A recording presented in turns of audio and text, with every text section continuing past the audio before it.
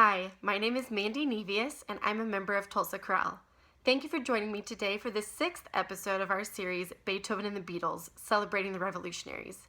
Today we'll begin by taking a close look at Beethoven's Mass in C, and then later we'll transition into a brief analysis of the Beatles' 9th and 10th studio albums. Let's begin by exploring the 4th and 5th movements of Beethoven's Mass in C, the Sanctus and Benedictus. The Sanctus is a contemplation of the majesty of God. The Adagio section is the most serene moment in the entire Mass. The opening measures feature gentle, flowing notes from the woodwinds and lower strings. The instruments then fall away as the choir enters. A cappella, the choir sings Sanctus, Sanctus, Sanctus, Dominus Deus Sabaoth, which means, Holy, Holy, Holy, Lord God of Hosts. In the third measure of the voice part, the key shifts from A major to B flat minor, but only for a moment before returning back to A. After the choir sings the full phrase, the orchestra comes back in, and the voices grow in volume and feeling for one Sanctus. But once again the instruments disappear, and the choir utters quietly, Sanctus Dominus Deus Sabaoth. The allegro section begins without warning as the tenors, followed by the altos and the sopranos and basses together, powerfully sing, Pleni sunt caeli et terra gloria tua. Heaven and earth are full of your glory. This phrase is repeated in a similar pattern, but then the sopranos quietly sing a long-held high F sharp on the word caeli, accompanied by a flute, to imitate a heavenly sound. A beat later, the basses sing loudly et terra, the opposite sound of earth. Climbing up from the tenors to the altos to the sopranos and then back down to the basses, all sing again, even louder than before, Pleni sunt caeli et terra gloria tua. The joyful fugato that closes the movement is exhilarating. The choir sings Hosanna in excelsis, or Hosanna in the highest. All parts join together at the end, and the volume swells to a fortissimo in the final measures. The Benedictus, in F, opens with the SATB soloists singing a cappella on the movement's main text. Benedictus qui venit in nomine Domini. Blessed is he who comes in the name of the Lord. The delicate strings then enter to support the soloists as they pass the phrase back and forth between them. In measure 21, the choir quietly sings in response to the soloists. This interplay between soloists and choir continues through most of the movement. 4 times over the course of the movement, the choir's entrances rise from piano to forte, then dropping back down to piano. The final iteration of the movement's main text is sung in octaves, followed by a key modulation. This sets up the movement's closing section, which is a reprise of the Hosanna fugato from the Sanctus, but this time with more intensity than before, as if in affirmation. Thank you for listening to this section of our video examining the Sanctus and Benedictus in Beethoven's Mass in C. Before we continue to talk about the Beatles' 9th and 10th albums, I wanted to quickly remind you of Tulsa Chorale's upcoming concert celebrating Beethoven's 250th birthday and the Beatles' 60th birthday.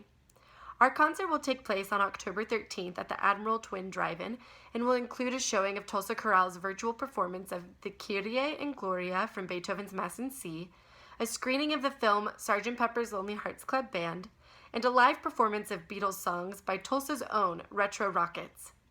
Tickets will be $20 per car and will be available at the gate or in advance online.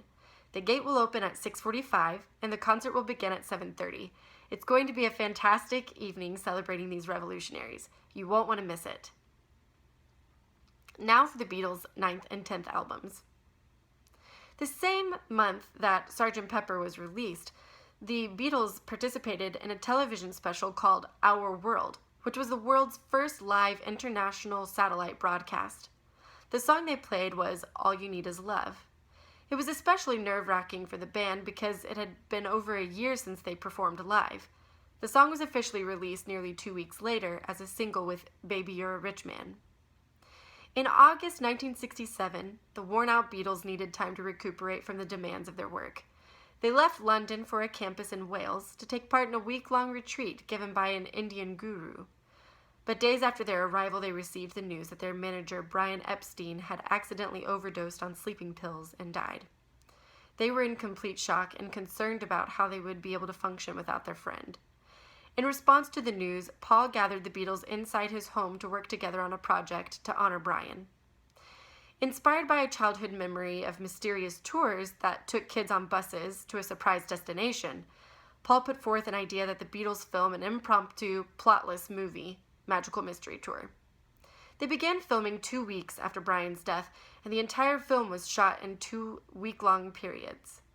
The title song was released on an EP in December, along with Your Mother Should Know, The Fool on the Hill, Flying, Blue Jay Ray, and I Am the Walrus, which was actually first released 2 weeks before the EP as a single with Hello Goodbye. Following Brian's death, the Beatles quickly moved forward with their own record company, Apple Corps. But still, things had gotten a bit derailed, so the Beatles decided to once again go back to India, this time for a 3-month-long retreat, though only John and George would stay the entire time, to study transcendental meditation. Despite his best efforts to focus on meditation, Paul couldn't help but pick up his guitar and write songs. Even John, who was fully invested in meditation, meditating around 8 hours a day, joined Paul in writing songs for their next album. They completed nearly 40 songs during the retreat. John wrote Julia, The Continuing Story of Bungalow Bill, Cry Baby Cry, Revolution 1, Your Blues, and I'm So Tired. Paul wrote Rocky Raccoon, Wild Honey Pie, I Will, Mother Nature's Son, Back in the USSR, and Obla Di Obla Da. Upon returning from their retreat, the Beatles were faced with a lot of tension within the group. Firstly, there was a significant power struggle between them regarding Apple Music. Their final release on Parlophone was in March 1968, a single featuring Lady Madonna and The Inner Light. And their first release on Apple Music was in August 1968, a single featuring Hey Jude and Revolution, which was a sped-up version of the original that would appear on their next album. Secondly, the Beatles spent a lot of energy promoting their own songs for the upcoming album and putting down the songs written by the other Beatles. And thirdly, John, who had recently left his wife Cynthia for Yoko Ono, allowed Yoko to intrude on their recording sessions, much to the dismay of Paul, George, and Ringo. The tension got to be too much for Ringo at one point. He formally quit the band in August and went on a vacation with his family for 2 weeks, only to rejoin the group when he returned home. Nevertheless, they managed to release their 9th studio album, simply titled The Beatles, though referred to as the White Album because of its plain white cover. And they released this on November 22nd, 1968. It was a double album of 30 varied songs that included the ones previously mentioned that John and Paul wrote in India, and much more. One of the highlights on the first album is the second song, Dear Prudence. John's moving ballad begins with the fading sound of engine noise from the previous song, Back in the USSR. But soon, there is only the sound of a finger-picked guitar, a style that John learned from legendary singer-songwriter Donovan. The song builds as more texture is added, John's vocal, tambourine, hi-hat, then finally drums, bass, backup vocals, hand claps, and electric guitar. It has a kind of restrained feel to it until the last verse, when the electric guitar plays a counter melody to the lead vocal, a piano plays a downward arpeggios, and a drum fill accents every other downbeat. It all resolves on the downbeat before John's final lyric. The song fades on the same finger-picked guitar as in the beginning. George's most celebrated song on the album is While My Guitar Gently Weeps. George decided to write a song based on the first thing he read, so he picked up a random book, saw the words gently weeps, and got to writing. The idea for the song was inspired by Richard Wilhelm's Yi Jing, or Book of Changes. The central concept of this philosophical text is that nothing happens by coincidence. At George's request, the song features Eric Clapton on lead guitar. He played 28 takes, live with the Beatles in the studio. Inspired by the civil rights movement in America, Paul's Blackbird was meant to represent a Black American woman, and the lyrics were meant to point her toward hope. Paul recorded it alone, with just his guitar for accompaniment, and he claimed that the music was inspired by Bach's Bourrée in E minor, which he had learned to play as a young boy. Interestingly, the song moves between different meters, 3/4 for the phrase "blackbird singing in the dead of night," and then 4/4 and 2/4 for much of the rest. Other songs that appear on the first of 2 albums are Glass Onion, Happiness is a Warm Gun, Martha My Dear, Piggies, Don't Pass Me By, and Why Don't We Do It in the Road. The second album opens with Birthday, a high-energy rock and roll record that is reminiscent of their early years. The different sections that make up the song are equally exciting. A catchy guitar riff, snare solos, gritty vocals, and the general chaos make the song utterly joyful. More intensely rock than Birthday is Helter Skelter. It's noisy and uninhibited, a kind of prototype of 1970s heavy metal.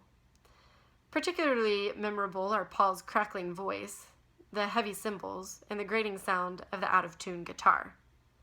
Also appearing on the second album are Everybody's Got Something to Hide Except Me and My Monkey, Sexy Sadie, Long, Long, Long, Honey Pie, Savoy Truffle, Revolution 9, and Good Night. The White Album was the third of the Beatles albums to debut at number 1 in the UK and remained in the top spot for 8 non-consecutive weeks and another 4 weeks in the top 10. In its third week after release in the US, the album reached number 1, staying in the top spot for 9 weeks and the top 200 for 155 weeks. The White Album is the Beatles' best-selling album and the 10th best-selling album of all time. A month and a half later, after the release of the White Album, the Beatles put out their 10th studio album, Yellow Submarine. Before his death, Brian Epstein arranged for the Beatles' next movie to be an animated film called Yellow Submarine. The album by the same name was a contractual obligation for the band to supply songs for the film. Reportedly, the Beatles did not display much enthusiasm for the album. Only 4 new Beatles songs appeared on the album: Only a Northern Song, All Together Now, Hey Bulldog, and It's All Too Much. All 4 of these were recorded before work on the White Album began. Accompanying these songs are, of course, Yellow Submarine, All You Need Is Love, and the orchestral soundtrack to the film by George Martin. It's certainly a dip in their music career, but the work that came after would be among their best. I hope you enjoyed this episode. Next time we'll discuss the Beatles' final 2 studio albums. We'll also take a look at the final movement of Beethoven's Mass in C, the Agnus Dei. I hope you'll join me. Bye for now!